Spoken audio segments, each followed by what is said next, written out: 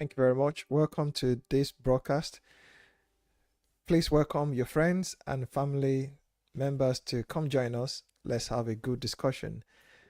Now, you recall that last week we focused on the basics, which is going back to the basics. If you recall, one of our reference scriptures was Isaiah. That's the book of Isaiah, and it's in chapter 55. We focused on two verses there, verses 8 and 9, where God made clear to the community, to the nation that this was addressed to at the time, that he was telling them we're far apart in our perception. Our thoughts differ. Consequently, our ways, our way of life, our behaviors, our actions differ because at the very root of action are thoughts. And if thoughts differ, then actions cannot align. And this was what God was saying to this whole nation. Well, that is still true today as it was back then. And so today we want to talk about, still on the same theme, strengthening giving strength or strengthening the foundation. It's the same theme, but we're expanding the thought. Of course, we consider the example of two sisters, how that they thought differently, and so their priorities were different. But we saw the view of the Lord on whatever their positions were, and he made clear that he favored a position that Mary took different to the priorities of Martha. Okay, that's just by way of reminder, but the theme is essentially the same. And Jesus warned the people. This was after so many years when God was still intervening in the affairs of the people, and he was saying to them, okay, don't think that everything you heard from the law, this was the totality of the instructions that were given by Moses. He said, don't think all of those now count for nothing. He said, if anything at all, they're still as valuable now as they've always been, and they will continue to be valuable. This is paraphrasing it, but if I'm to quote the exact word, we're saying, until heaven and earth pass away, not one stroke of the pen will pass away. You recall ancient calligraphy. If you're familiar with calligraphy, you know how people wrote. If you look at the calligraphy, the Egyptian calligraphy, if you look at the Chinese, if you look at the Japanese, and if you start to come to the Hebraic calligraphy, you would know that it's a painstaking work to write in the way that they did. In fact, there were secretaries in those days who earned their living just by copying text. So to be able to write in the way that they did was deemed an essential skill. Think about it. God needed a good secretary when he chose Moses. He wanted someone who was skilled in writing. Of course, God made sure that the very first set of commandments that were given, he wrote them personally. So he told Moses, when you're coming up to the mountain, get yourself tablets of stones, just a writing material, so to say. And God inscribed his mind, his thoughts on those tablets of stone. Things happen, and eventually Moses had to write those things. And from that point onwards, writing became an essential skill, so much so that it was highly sought in the community of the day. So, when you then read, till heaven and earth pass away, not even one stroke of the pen will go without being fulfilled, it tells you that those things were not written for the sake, just for no reason. There was so much intent that went into everything that was written. God was expressing his mind, at times directly or using agencies of men. In those days, you would call them prophets. It was making clear to the people that these things are important and they will always be. So when God then said after so many years that, look, my thoughts are not your thoughts, you can imagine that a lot is invested in that statement. He was saying, you have not paid attention to what I gave you. Isn't it also true that even in our day-to-day affairs, in our nations, we want to emphasize the rule of law?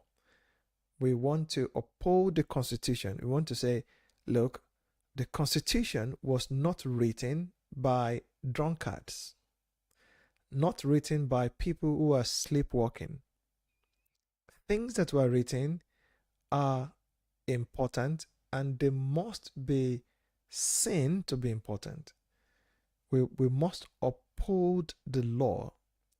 Otherwise, lawlessness will be the order of the day. And once a community goes lawless, you can expect the society to disintegrate.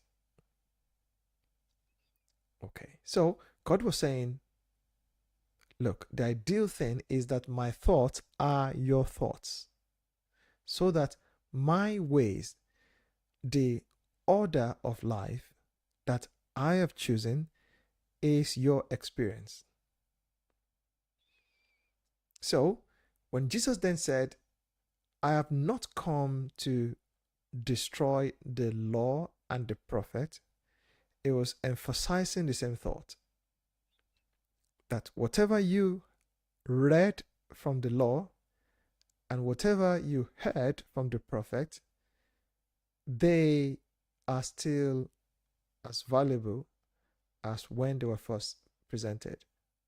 And we're saying, I have come to uphold them. Why would Jesus pay attention to this? Well, we have to understand that whatever the law wrote and whatever the prophets spoke about, they got them from the Lord. The Lord God himself was the one whose thoughts were echoed by the law and the prophet, or whose thoughts were crystallized in the law. And is the one, or it was the one, that the prophets were speaking on behalf of.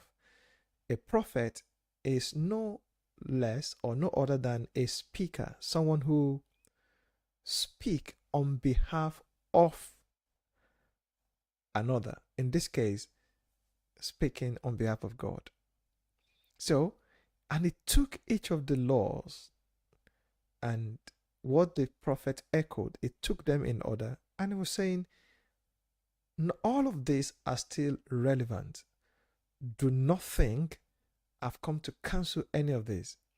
As a matter of fact, the community that I want to see thriving amongst you should be one that is built on these foundations. If you destroy the foundation, it was saying everything disintegrates. And he went by echoing one of his key priorities. He was saying, look, you have to value one another. Is that relevant in our day and time? That sounds very simple, but how important is it? Sounds so simple, but then so important, because if you look around, you would notice that there is such a devaluation of one another in our day and time. Whereas what Jesus was saying, what he presented, what he echoed throughout the law was that one thing: value one another. But how can you understand how to value one another if you have not learned to value yourself? And how can you learn to value yourself if you do not understand your identity? That's why 2 weeks ago we spoke about the subject of identity, that man is fundamentally God's offspring, God's offshoot. Man sprung out of God. The origin of man is God.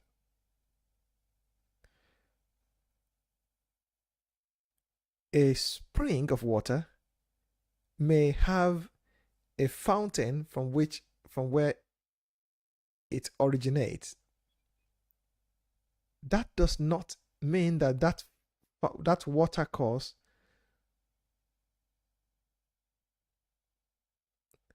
that doesn't stop that water course from, if you like, being cut off from its foundation.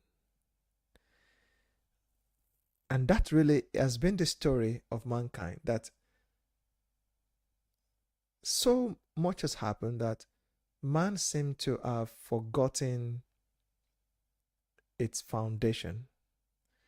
Humanity seemed to have forgotten its foundation, that the foundation of every human is God. The origin is God. And the more you are in touch with your foundation, the more of the life force of your foundation is expressible in you. The reverse is also true. The foundation defines the offspring, just like the tree defines the fruit.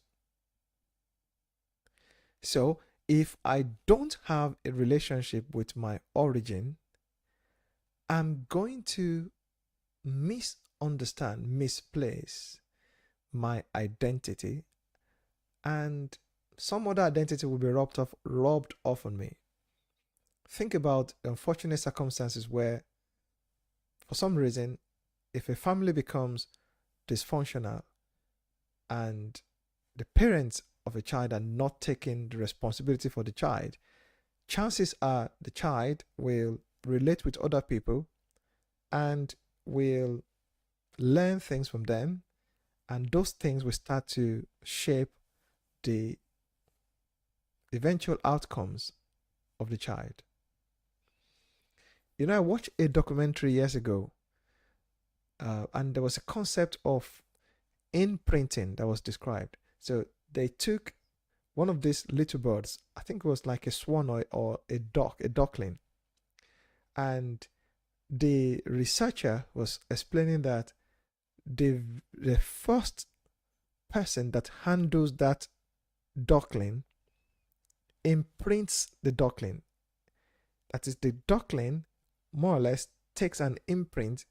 So when the person touches the duck, that touch remains like a permanent feature on the duckling so that the duckling start to build familiarity with that person. It's also true if you look at people who handle pets, or maybe this is even more true in the case of um, zoos. If you find some animals, wild animals that maybe were orphaned, and you now find handlers, maybe wildlife lovers, who start to nurse the animal, carry the animal, feed them.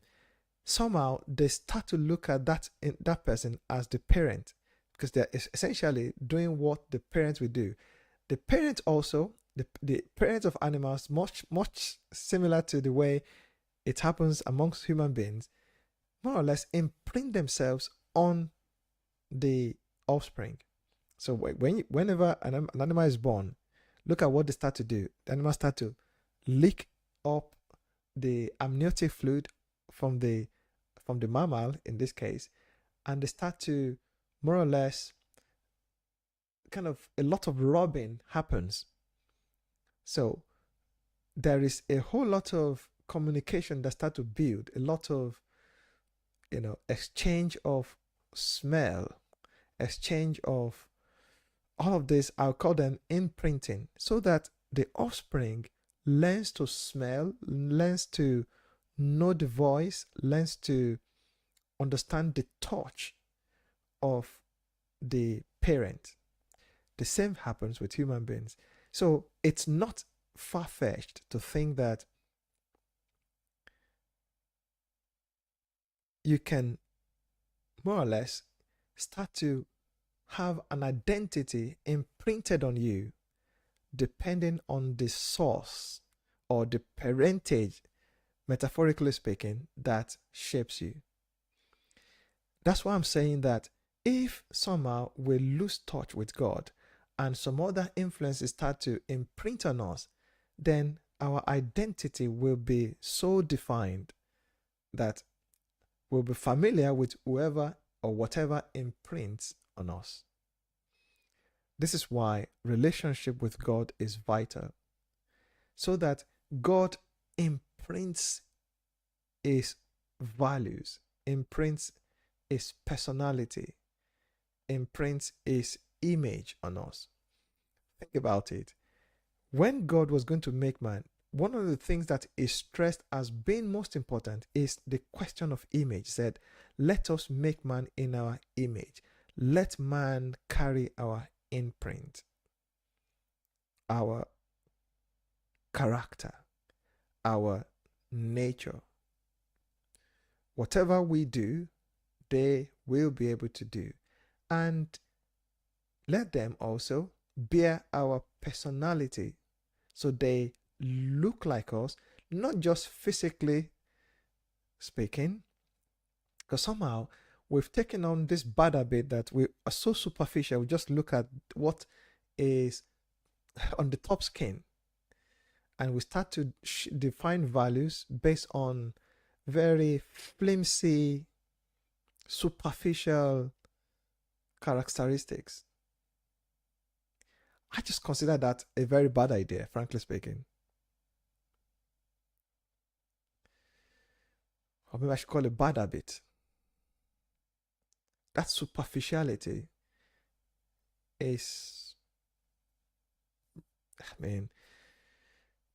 offers no value. Let's put it that way.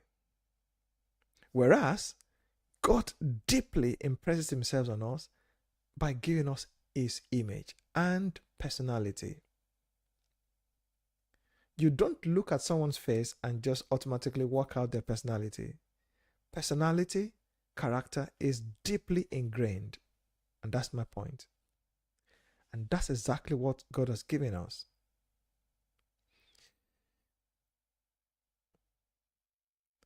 That is so fundamental, because ultimately what God wants is that as an imprint of his image and personality, we also are imprinted with his mind. He does not want us to be alienated in our mind from him. That's why Jesus came to reinforce all of those things. Said, listen, what God said at the beginning is still true. So it began to, as I was saying, I digressed a little, but just back to that point. It started to, in the area of the value of man and how we ought to value one another.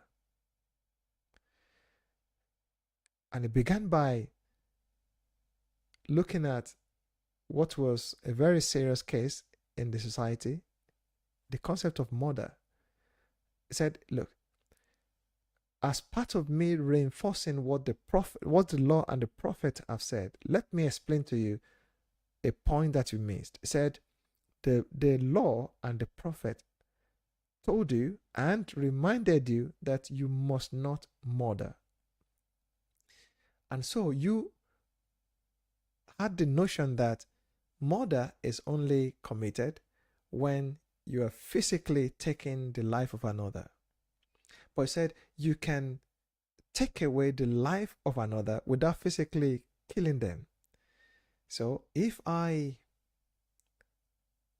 let me use this word. I want to coin my own phrase. If I zeroize your life, meaning I utterly make you persona non grata, meaning you count for nothing, through hatred, through defamation, through any sort of thing that expresses hatred. You know, hatred is expressed in so many ways. He said, effectively, you've eliminated that person, at least in your mind, at least in your estimation. So he said, you've heard it said that you should not murder. He said, but I tell you, if you hate your neighbor in this case is anyone that you interact with or that you come across, if you so much hate them that you wish that they don't exist, or even if they exist, let them live in misery, or their misery is not a problem for you. He said, you are as guilty as a murderer is.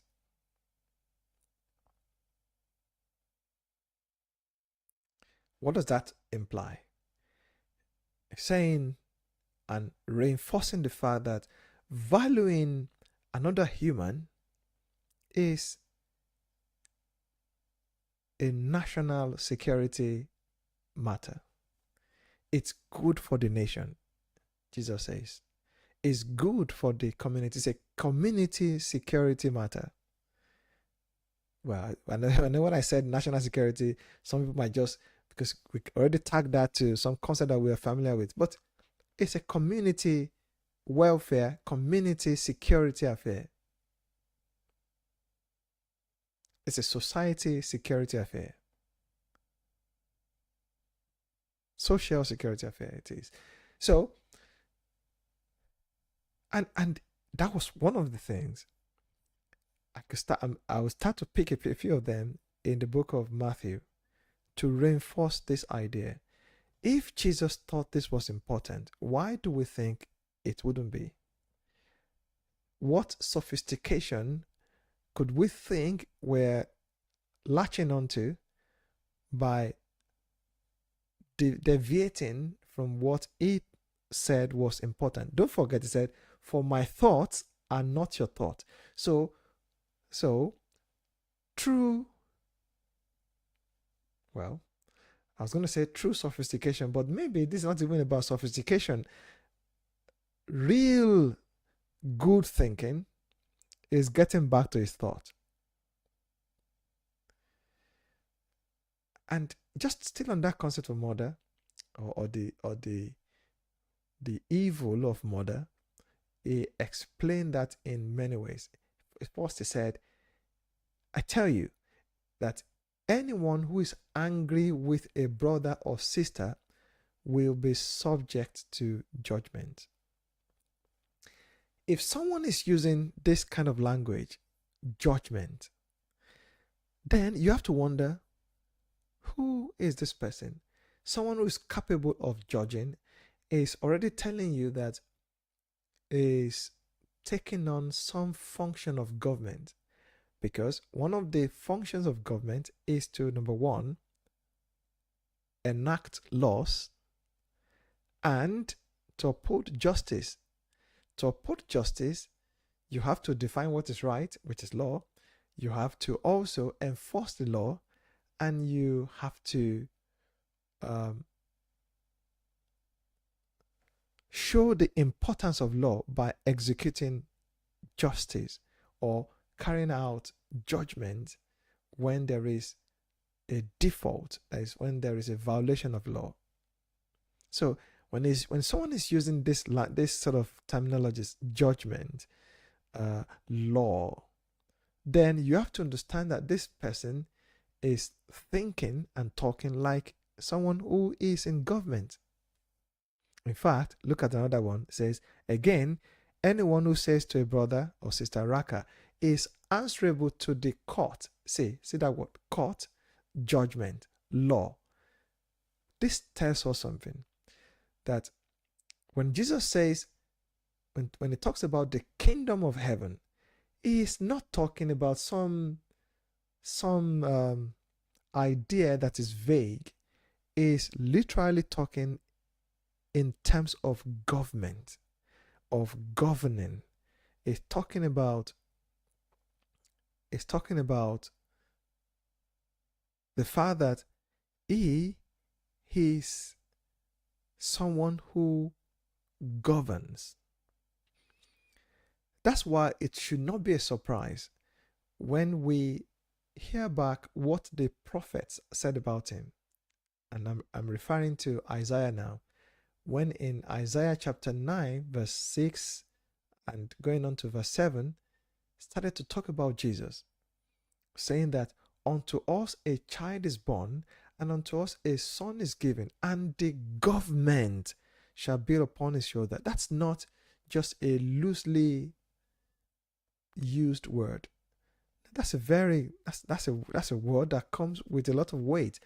And the government will be upon his shoulder, and his name will be called Wonderful Counselor, Mighty God, Everlasting Father, Prince of Peace. And of the increase of his government and peace there shall be no end.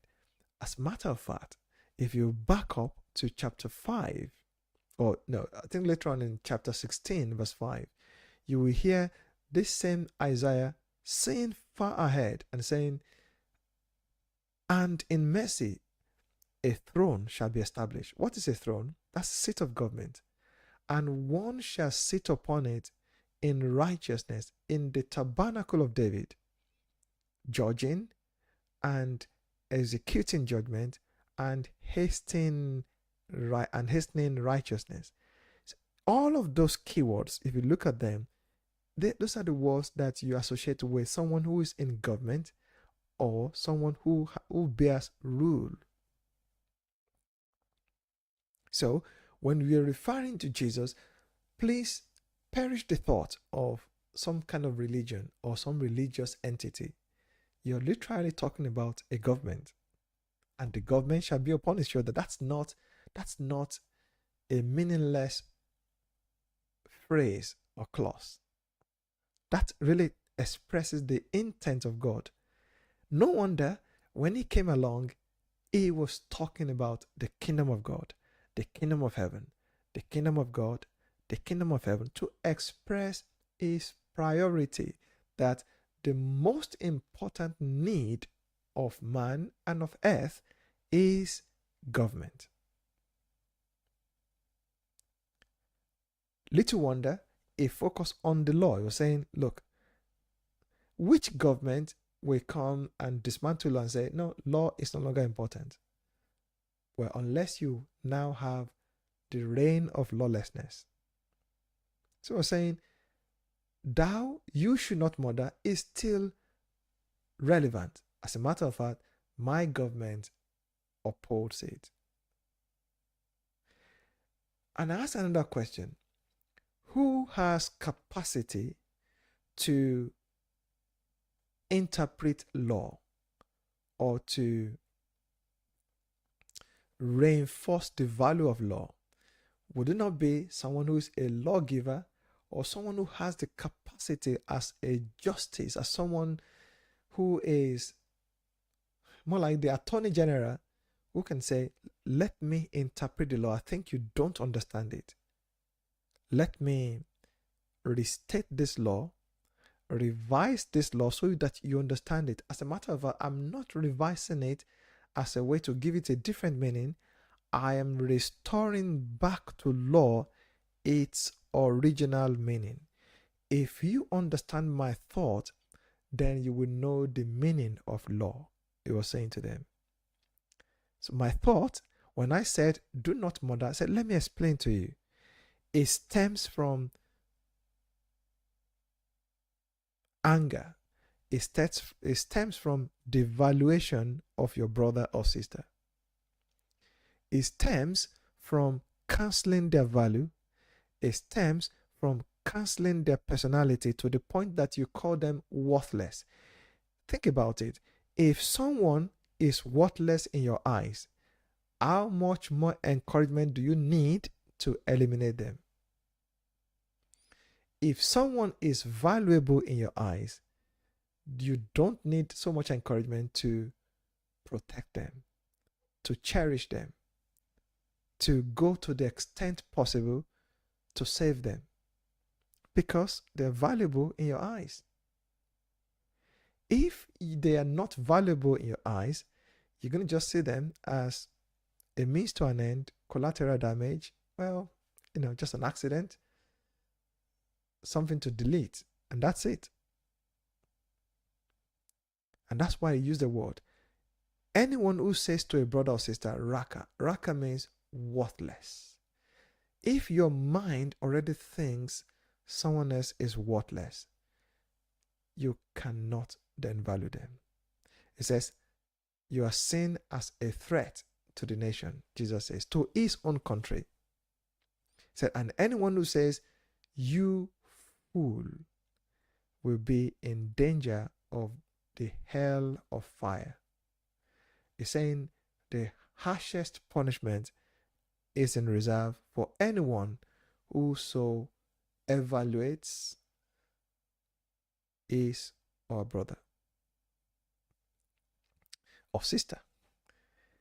So he went on to say, therefore, if you are offering your gift at the altar, why do you offer a gift at the altar? You're trying to present something to God. You're trying to say, God, oh, you're so important to me, I'm giving you a gift. He said, I do not differentiate between your love for me and the love of your brother. It says, look, you only confuse yourself when you differentiate loving God from loving your brother. It says they are one and the same. In fact, it's suggesting that you love me through your brother and sister.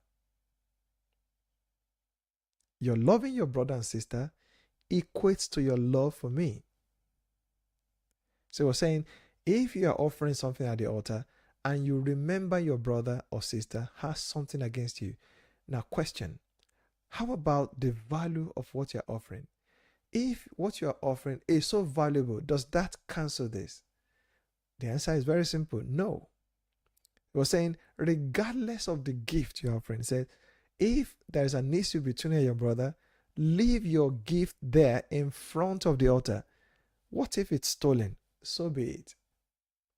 Say first.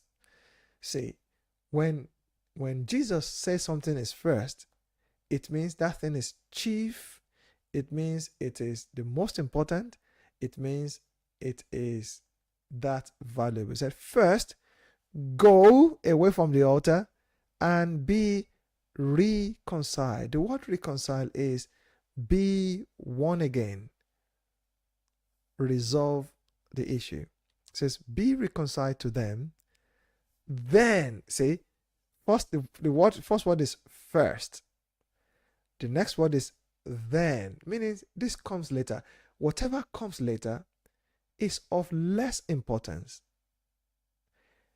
This law of precedence is so important in the Word of God. If anything is deemed to be first, that thing is of far more importance. If something is a later, second, then, afterwards, they are secondary, they are tertiary, they are somewhere along the line, but not as important as the first. So it says, then come and offer your gift. Your gift cannot blindfold God to your valuation of your fellow human being. So it says, settle matters quickly with your adversary. Oh, even your adversary? Well, and the point here is, amongst in the world of humans, he is not looking for adversity. Now you say, oh, you are being naive. Well, maybe Jesus too was naive here. You cannot be smarter than the original. I challenge you. If you want to be smarter than the original, do away with oxygen for just 10 minutes. You will soon find out very quickly that oxygen has nothing to lose. Oxygen is a principle for the lungs. Oxygen is a principle for the brain, for the blood, for the body. You don't argue with an original. An original thing may be simple, oxygen, but you don't argue with it. So the question of naivety does not come in. It's not about being naive. It's about this is so fundamental that you can ignore it, but to your own detriment. So settle matters quickly with your adversary who is taking you to court. It says, do it while you're still together on the way. Meaning, say, there's this so-called time window to reconciliation. It says, or your adversary may hand you over to the judge. See the word judge again. See, you've seen the word judge, you've seen court. These are all very important words. And the judge may hand you over to the officer, that is the prison warden, and you may be thrown into prison. So the officer is the enforcer. That is the law enforcement agent. Once the law enforcement judgment has received the order from the court, he does not understand anything else. When they say, take this person to jail, the officer is only an enforcer, is not the interpreter of the law. He enforces. The lawyers interpret the law, argue the law. The law enforcement officer acts on instruction. It says, and you may be thrown into prison. It said, truly I tell you, the officer will not let you go. You will not get out until you have paid the last penny. That's what law enforcement do. It's not for them necessarily to exercise discretion. They just obey, just by the letter of it. They just act on instruction. And that's not because they're not smart. It's because of precedence. And understanding their duty as well. Okay, let's put that aside. He went on to talk about adultery. That sounds like something we should leave for another time. But let's quickly look at it very, very in the little time we've got. It said, you have heard that it was said, you shall not commit adultery. And bear in mind the brevity of the legal code. When God was giving the law to Moses, he ensured that what he wrote was memorable. It wasn't short for the sake of it. It was short so that it will pack the punch. It will be memorable. The longer the legal code, the harder it is to become memorable. And say, you think, why is it so short? It's to help the memory. Because the problem is in forgetting the law. When the law is forgotten, then it's very easy for thoughts to deviate. Very easy. The shorter it is, the better, because then it sticks in memory. You shall not murder, period. 4 words. The next one is 5 words. You shall not commit adultery.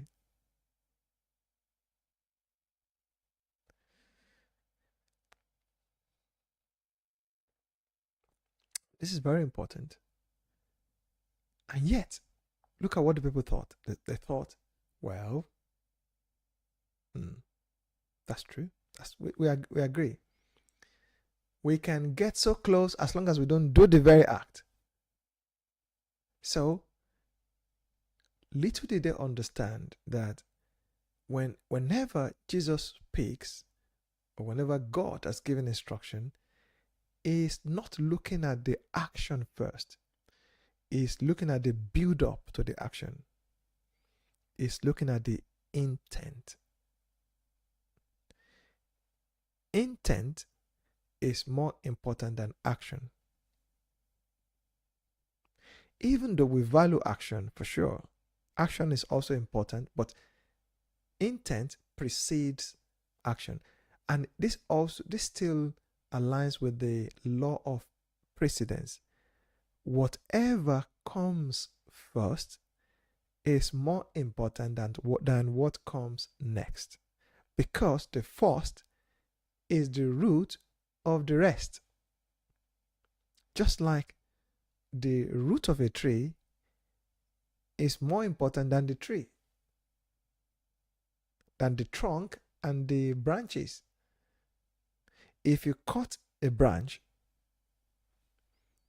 I mean, more than 90%, you have a huge chance of that tree still surviving. Sometimes even if you cut the stem, the tree can still survive. But if you put the axe at the root of the tree, that is it. Now you understand or appreciate when Jesus said, leave them alone.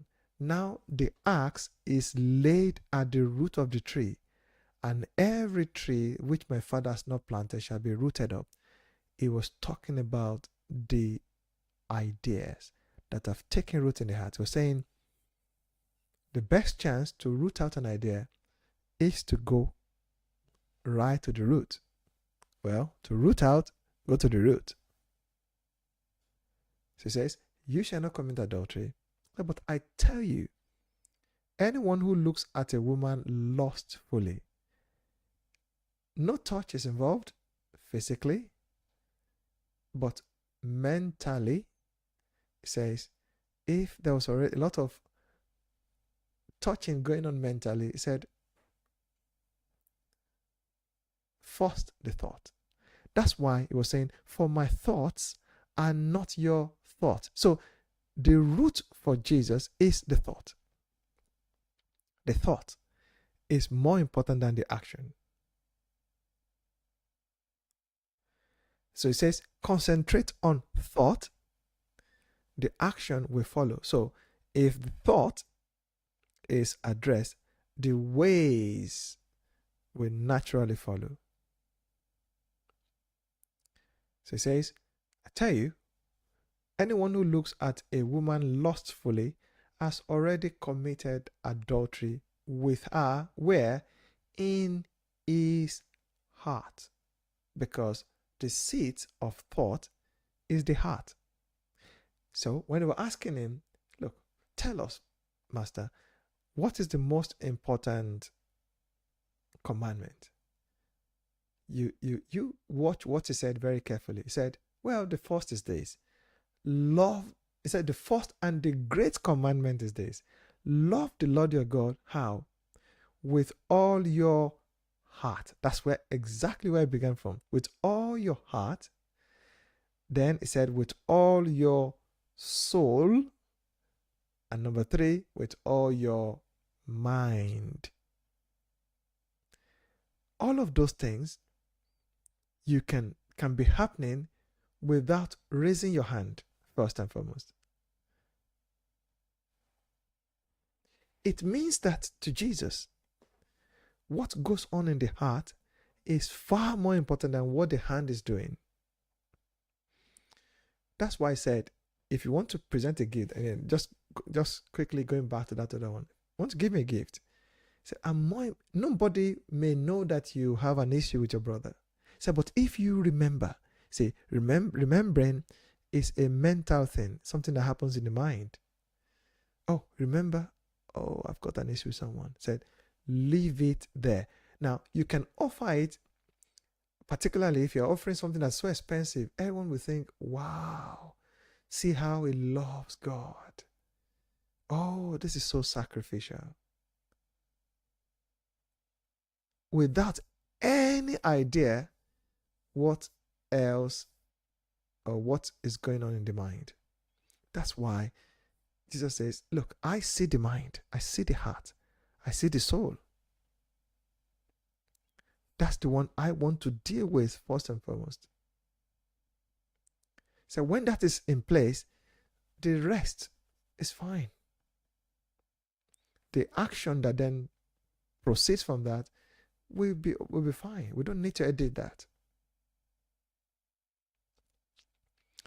So he says, look, to just, and he says, look, pay attention to whatever fits the heart or the soul or the mind. So he says, if your right eye, so why did he mention right eye?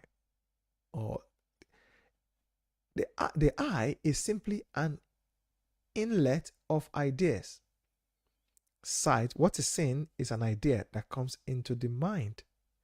And then, if it's accepted, it goes to the heart. It affects the soul. So it says, if your right eye causes you to stumble, gouge it out and throw it away. Meaning, hey, shut down the access to the ideas that could make your heart to go in the wrong way. So it's better for you to lose one part of your body than for your whole body to be thrown into hell. And the concept is only a little yeast makes the dough rise. And if your right hand causes you to stumble, cut it off and throw it away. It's better for you to lose one part of your body than for your whole body to go into hell. Again, reinforcing the same concept. If the idea is established in the mind, there's very little chance of preventing the action. Even if the action is not done physically, well, it's done in the mind. So anything to do to remove oneself from the source of that irritation, he says, is well worth it. In fact, will be wisdom. Okay, right, we could go on and there's more to do. We're just touching to here, but we're saying, look, you wonder, this sounds elementary, why are you going to this sort of things? But my counter argument is, what else should we be talking about? So should we talk about sophistication, how to become, how to create a £1 million business? Well, yes, you can do that. But that's not the foundation. And you cannot build on the foundation what it has no capacity to carry. So Foundations are always calculated. They are also finite in capacity. So, if the foundation is destroyed, even the very best amongst men can do nothing. The righteous can do nothing. So, that's why the foundations are important. No building can extend itself vertically or horizontally beyond its foundation. No. And the quality of foundation also determines the longevity of the building, the life of the building.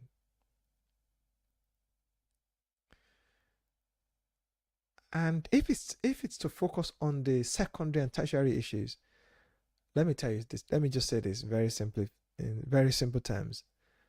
We don't even need to know God to build a business. So that's we're not talking about those things that, we're talking about things that go to the root and the foundation of our lives to take care of those fundamentally. Because the other ones, then anything we then build on a good foundation will be sustained or sustainable.